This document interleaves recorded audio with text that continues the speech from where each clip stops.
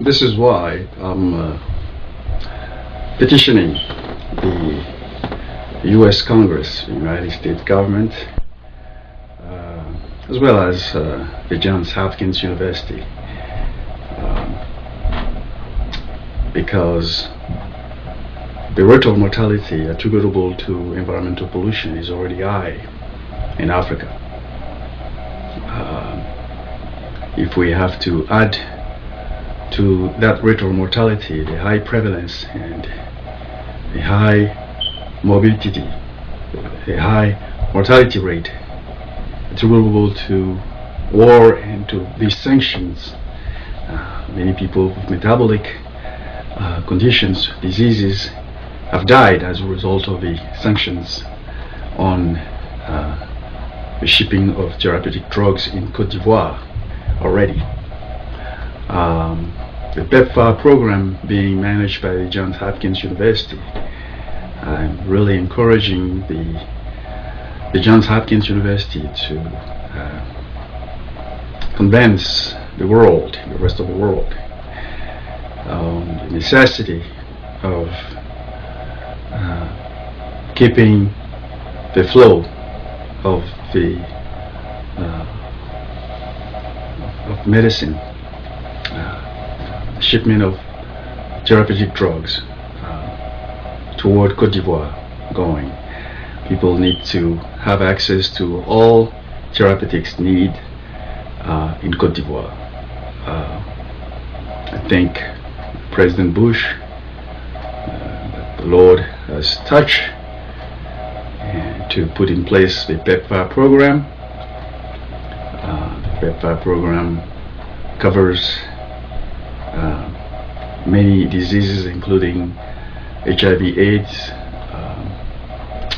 malaria, tuberculosis, and a whole range of social issues and capacity building, neglected diseases.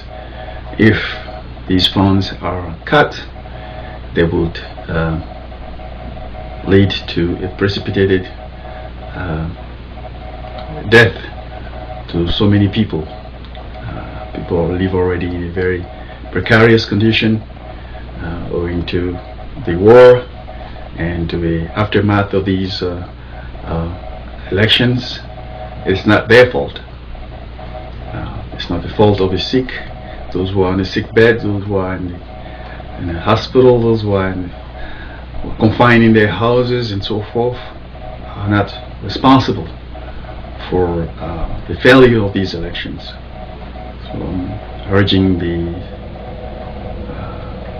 Johns Hopkins University to make the PEPFAR fund available, and many other funds. All the funds are available. They were usually available to the people of Cote d'Ivoire and to the people of Africa.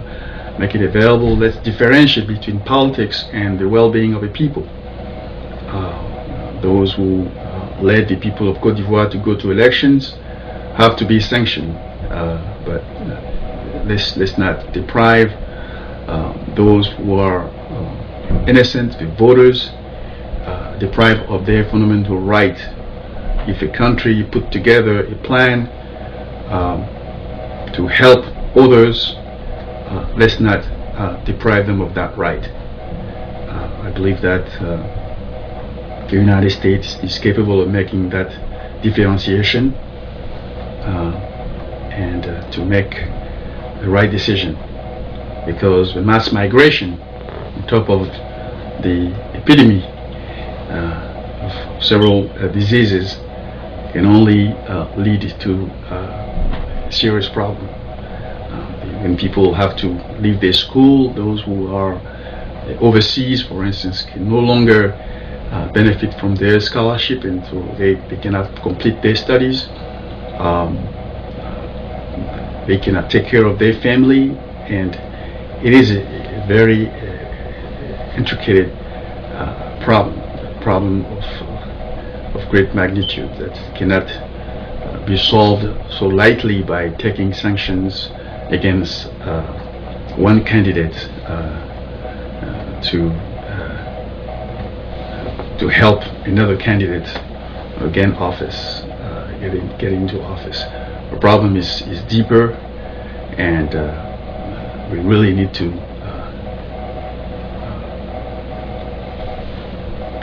differentiate between politics and health.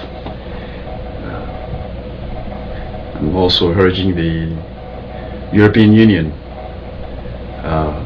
to do the same, because it's already expensive enough for the people to have to travel to go to Europe for certain health conditions. Same thing with the United States.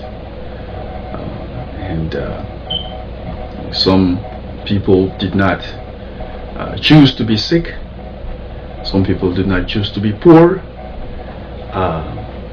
But we cannot increase their suffering by imposing some sanctions that in the long run can lead to their mass migration and to their inability, to their handicap, and to their imprisonment, so to speak, in this world. We have so many prisoners who walk around in each country, and because they are deprived of their natural and their legitimate rights, and let's not add to it.